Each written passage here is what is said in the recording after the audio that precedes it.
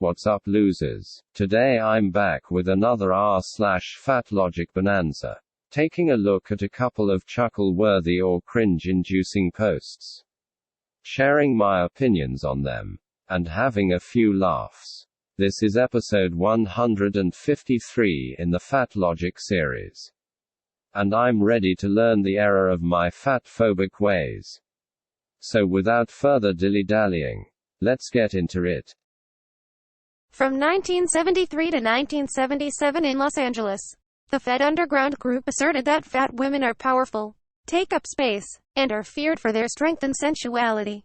Members include Al Debron, Sarah Fishman, Rhiannon Fagan, Sherry Fram, Gudrun Van Fa, Judy Free Spirit, Lynn Mabel Lois, Lynn McAfee, and Ariana Manau, among others. They viewed the effort to eradicate fat people via weight loss as a form of genocide perpetrated by the medical profession.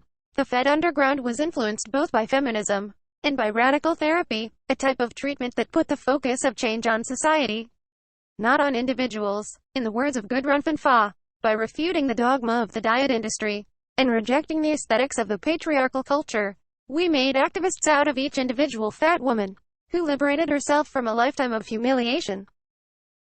Source: Rothblum, Esther, and Sandra Solovey. The Fat Studies Reader, New York University Press, 2009. Page 4. Ha ha ha, oh my god, the Fat Underground, that's fricking priceless. They try to encourage fat women to liberate themselves from a lifetime of humiliation by subjecting themselves to the worst humiliation you can imagine. Sounds about right. You've got to give these ladies credit. They might have been completely nuts and made giant fools of themselves for all the world to see. But they did it before it was hip, so they are still trailblazers. And I guess we have them to thank, in some part at least, for the current crop of fat acceptance clowns. Much appreciated, guys. You've truly made a valuable contribution to the betterment of the human race. This post was a veritable goldmine of hysterical nonsense. But I think the highlights have to be when they describe the effort to, quote, eradicate fat people via weight loss as a, quote, form of genocide, and when they claimed that fat women are powerful, take up space, and are feared for their strength and sensuality. I'll give them the point about taking up space. Fat women do indeed tend to occupy a lot of space, almost always to their own detriment, and to the discomfort of those around them, I might add. But if we assume that taking up space is an inherently good thing, as these fat radicals, for whatever reason, seem to, then I'll grant the point. You win this round, Fat Underground.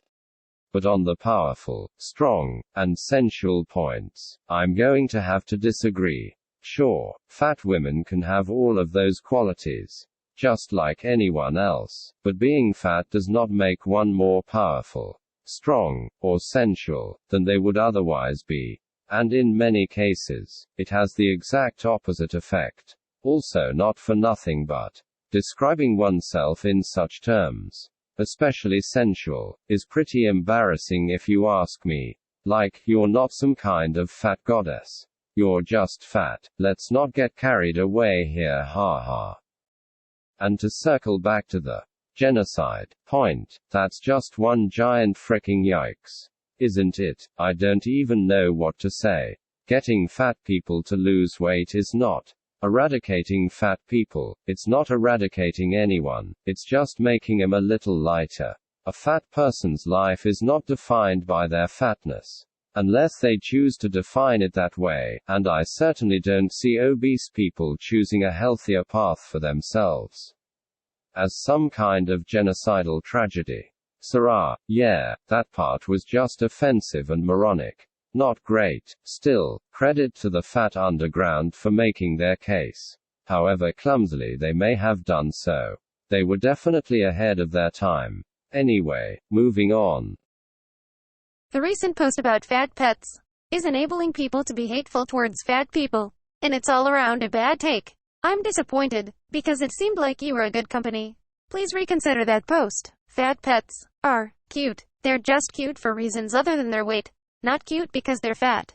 And it's not always in someone's control. Genetics play a huge part in it. It's just really disappointing, and I thought the company was better. But clearly I was wrong. We aren't saying anything about fat people. We are saying that obese pets are not cute. And if your pet is obese, there's a good chance you are feeding it too much. Or it isn't getting enough exercise. Size. We're back on the fat pets. Are we? Fantastic. For a minute there, I was worried that I wasn't going to get to explain why overfeeding your pets is bad for the 100th time. What a blessing this post is. Haha, sarcasm aside though, this post actually had me for a moment there, when it was saying that fat pets can be cute, for reasons other than their fatness. I was nodding along in agreement. Like, obviously it's bad to let your pets become obese, because it puts their health at risk. But it's not as if an overweight cat or dog suddenly becomes an unlovable monstrosity. They can still be cute. It's just that as a responsible pet owner, you should be concerned about your pet's well-being, rather than simply focusing on whether it's cute or not. And in the first half of this post, that seemed to be the argument that was being put forward. But then, sure enough, comes the predictable fat acceptance claptrap about fatness being outside of one's control, and the huge role played by genetics. And whatever size, I should have known that nothing good ever lasts. Talk about absolving yourself of any responsibility, right? Like, here you have a creature that, by virtue of its being a domesticated pet, is almost entirely dependent on you, and very directly suffers the consequences of your actions with regard to its care. But instead of taking this immense responsibility with due seriousness, these fat activists just do what they do when it comes to their own health. They throw up their hands, vaguely blame it on genetics, and protest that it was outside of their control. Typical. It's one thing to put your own health at risk by making irresponsible dietary choices, but when it's your supposedly beloved pet that you're rolling the dice on, it's really time to stop and reflect on your actions. Like, the pet is under your care, it's relying on you, and you're letting it down. Doesn't that make you feel at all guilty? I know it would make me feel guilty. If you routinely overfill your pet's food bowl, and keep them cooped up indoors, unable to exercise, you're not truly loving them. You're condemning them, and that seems to run counter to the whole point of pet ownership. As I understand it, at least. Sarah, yeah, all in all, I'm not that concerned with whether or not fat pets are cute. Lots of them are, some probably aren't, but either way, it's not what's important. What's important is health, and bringing the same lax attitude to a pet's health that these fat activists do to their own health is just irresponsible and selfish, as far as I'm concerned. But what would I know? On to the last post. In diet culture, we love to see natural diversity in kids' heights as they grow, but stress about natural diversity in kids' weights as they grow. Let's normalize all growing kids' bodies. Oh good lord, does the stupidity know no bounds? First of all, we do not love to see natural diversity in kids' heights. We just accept it as something that occurs, because height is largely genetically determined, and it is nothing short of an inevitability that regardless of what children are fed, they are going to grow taller at different rates, and reach different final heights.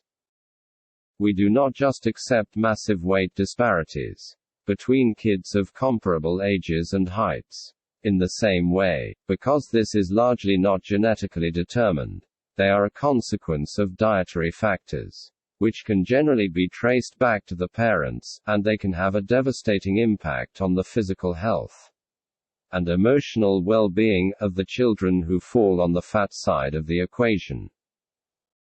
For us, as a society, to pretend that fatness is an innate genetic characteristic like height, ignore the brutal reality that obese children face, both while they are children and later as grown-ups, and celebrate childhood obesity as a positive feature of diversity, would be to throw these children under the bus, crap all over their life prospects, and tell them to feel grateful for it. It's an utterly ludicrous suggestion, and one with the potential to cause great harm if enough people are duped by it. So to any fat activists who might be inclined to make these arguments, all I can say is, leave the kids out of it. They deserve a chance to not be fat, and for you to try to strip that away from them, before they're even old enough to realize what's happening, is shameful. Do better, please. Well, that's all I've got for you today. I hope you had a fun time reading through these posts with me, and that my commentary added something to your experience of them. What do you think? Would you have joined the fat underground if you had been given the opportunity? Can fat pets be cute? Is childhood obesity totes the same as some kids being naturally tall? Let me know in the comments. As always, don't forget to like and subscribe, or I'll set you up on a blind date with a powerful, space-occupying, strong, and sensuous fat activist. Just kidding, haha. Anyway, catch you later.